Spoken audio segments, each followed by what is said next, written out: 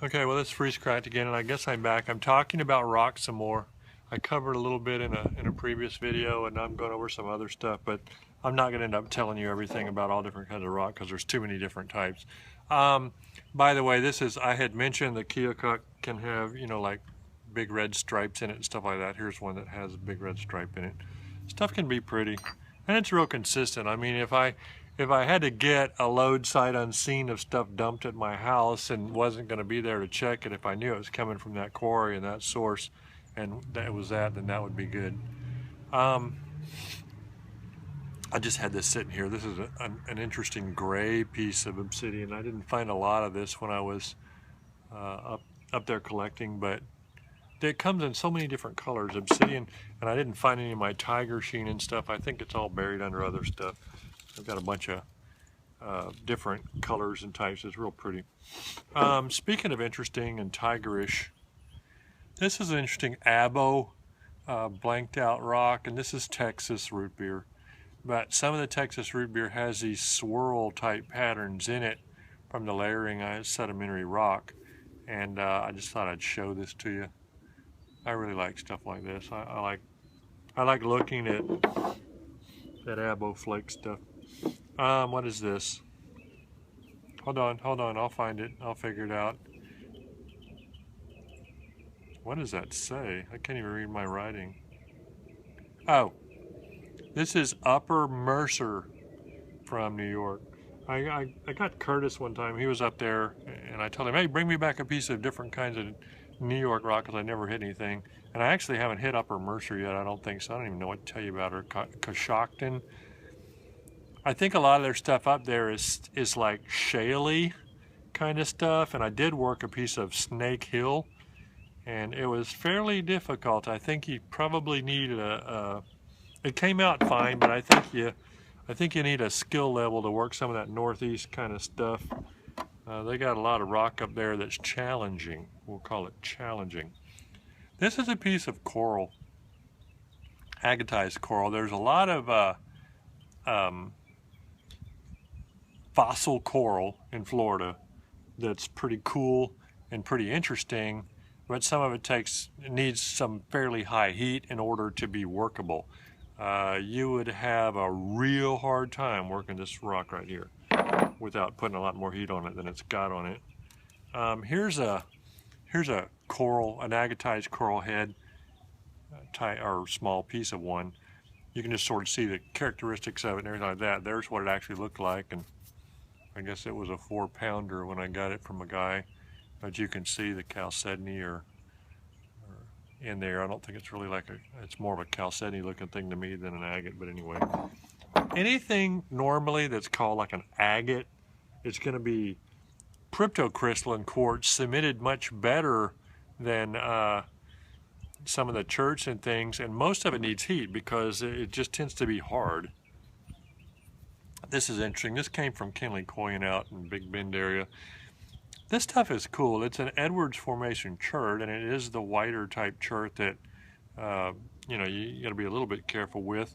But he gets some gorgeous colors just heating this stuff with a turkey roaster, and he does a really good job of it. He's really good at blanking stuff out and cooking it, and it makes some really pretty little points. A little West Texas, another regional thing. I mean, you'll never find another flint exactly like this, and it's got all kinds of variation in it, but it's really pretty stuff and cool. I like it.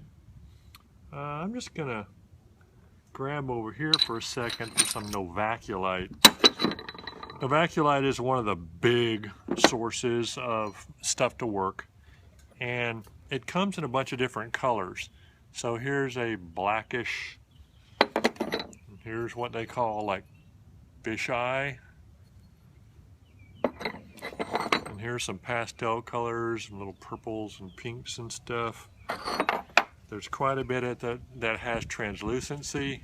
Some of it's clear kind of, and then just the base kind that is sometimes priced lower is just regular whitish kind of Novaculite. Novaculite is a low-grade metamorphic sedimentary rock, and it definitely needs to be cooked. And when it's cooked, it's very soft.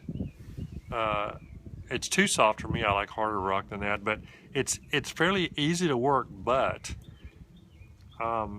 it has a tendency to make little hangnail hinges. And so if you don't want those on there at all, you have to be careful with your strikes to not get the little hangnail hinges. And then they can be a little bit of a pain to get off if you have them on there, although there are little techniques people have, they do it. I've actually heard of people trying to put stuff in water and freeze it and thaw it several times to get the hinges to release on stuff. But anyway, Novaculite gets worked a lot by some people, and they like it, and they can do magnificent things with it. Daryl Jean out of Louisiana, you know, does a whole lot of Cumberlands out of it, and he makes really nice looking Cumberlands, so you can do stuff with it. This is another type of flint that you can get in quantity from different sources. This is called Flint River, you know, or it's a variant of Coastal Plains chert, you know, Georgia area and over there. And it's really pretty, and some of it has good translucence. This is raw. I just knocked this out of a nodule, kind of like this sort of a thing that I got from somebody at a knap-in. And at this point, I probably ought to put a little bit of heat on it if I'm going to make a point out of it. But you can, if you can hit hard, it's pretty tough raw. If you can hit hard and set up everything okay, it tends to make some fairly decent points raw too, but it isn't as pretty. It doesn't have that shiny glossy, and I love that orange color. It's cool. I just don't have enough of that. I need, you know, a truck bed full of it. Okay, now I'm getting into the real big time stuff, and I got a bunch of this buried, and it comes in a million different colors. But this is Flint Ridge flint. Okay, and there's a couple of different locations that it tends to come from, and some of the darker stuff I keep hearing everybody call it Nethers Flint Ridge. But it's just almost like infinite variability in all the different colors and stuff. And it's kind of like a chalcedony or something. But man, the guy that puts a lot of this stuff on the market and stuff is really good at heating it. And he does a good job of blanking it out to sell it, because the stuff comes from formations that are just cracked all to heck. I mean, it's got tons and tons of cracks in it. But a lot of it is healed cracks. And so when it's blanked out well to make sure that the cracks that are in it are healed, and when it's cooked well, this stuff is a dream to knap. It's one of the finest knapping things as far as good edge quality, good, easy to knap and everything. It's just really cool stuff. But you do have to deal with some squirreliness in it from time to time. But there's a lot of it that's really, really, really pretty, and some of that stuff is just really hard to get and expensive when you can get it. Along similar lines, but not really, this is Novaculite. Novaculite is like a siltstone kind of thing from Australia, and it comes in a bunch of different colors and gets some really wild, pretty colors, you know, techno kind of colors.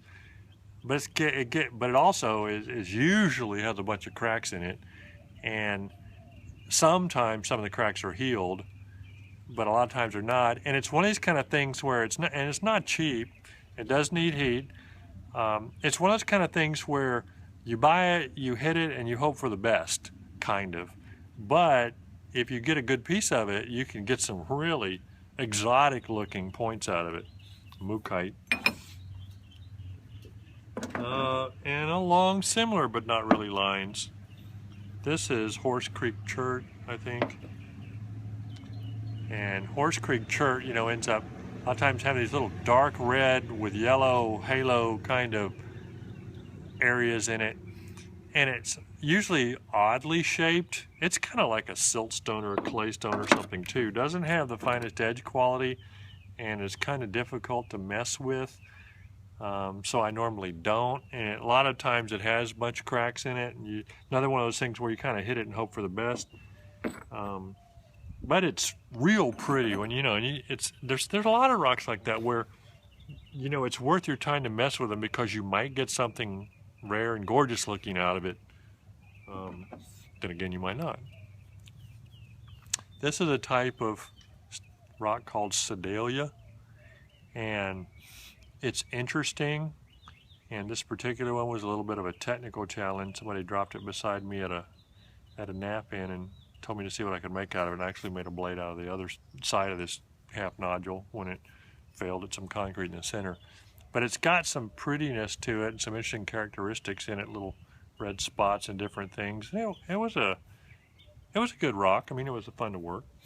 Sadelia. You don't see as much of that as you see of Burlington. Just regular Burlington. This is some Burlington chert, and there are large amounts of Burlington chert in the world. Of course, most of it's buried, so you don't necessarily end up with it, but there's large amounts of it. And some of it is real pretty and has a lot of color in it. There's some very exotic colors, in like High Ridge Burlington, they call it, and I don't know all the different kinds of Burlington. There's a number of different variants of it, if you will.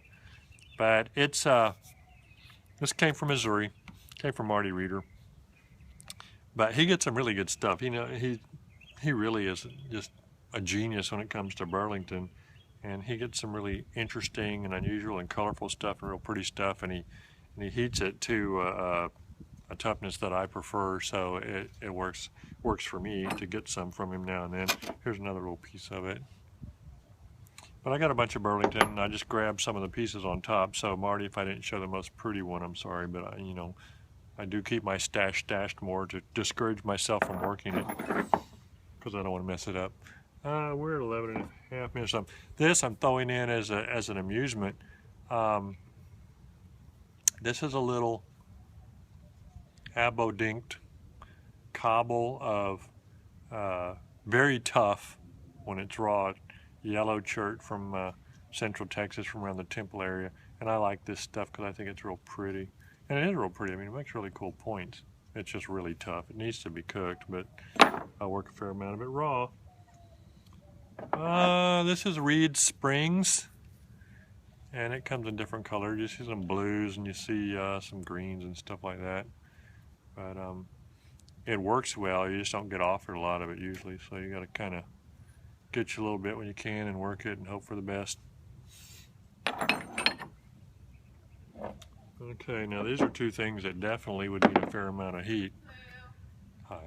This is petrified palmwood from Texas, and you see it in this color, and you see it in it's sometimes a little more agatized and fine looking, but it has dots if you see the end of it across the grain, and it has straws, long lines if you see it along the grain. That's just a vascular system of the plant that was preserved in stone, but it needs heat. Here's a black variant of it. This is black petrified palmwood. You know, it just depends on what environment it was mineralized in as to what the colors are. But petrified palmwood is kind of a favorite thing of mine, but it definitely needs heat, and it can have directionality to it, and it can also be not silicified well enough to really nap. What is this? This is Coshocton too, this little chunk of Coshocton from, I need to try and work some more of this stuff, but you know, I kind of know going in it's going to be sort of an ordeal, but I like that kind of thing. It's the puzzles that get to me. I got this just to talk about it and remind me to talk about it. This is not a particularly nice clear crystal, but this is quartz crystal from Arkansas. Quartz crystal is nappable, but you normally are going to wish you hadn't. It has tremendous directionality in that it completely chatters one way, and it takes flakes pretty good the other way. But you also get all these little microfine shards of crystal stuck in you and everything, and it definitely, it's an ordeal to work this stuff. I'm not saying don't. I mean, I've worked it before. You make a little point out of it, then you pat yourself on the back and swear you'll never make another one. But anyway. So that's all the stuff I'd hauled out at the moment. I think I've done 2 videos here, so maybe I need to haul some more stuff out and do another one, but I don't know if I will right now or not. My favorite stuff that I've been working a lot of right now, I haven't even showed you in these 2 videos. It's Pedernales amoebas, nodular Pedernales flint from the Pedernales River area in Central Texas. But I got a bunch of that, and I work a lot of it. But anyway, I'm about through with this video, so I guess I'll stop. I think I'm going to maybe come back and do one and talk about buying flint and selecting flint. So I'll be back in a second. Bye.